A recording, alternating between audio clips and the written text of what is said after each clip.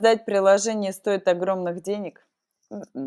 Это ошибка, из-за которой многие даже не начинают. Я, кстати, понимаю, что ты боишься потратить деньги впустую. Но знаешь, что я тебе скажу? Ты можешь делать все сам с помощью ноу-код инструментов. Тебе не нужны миллионы.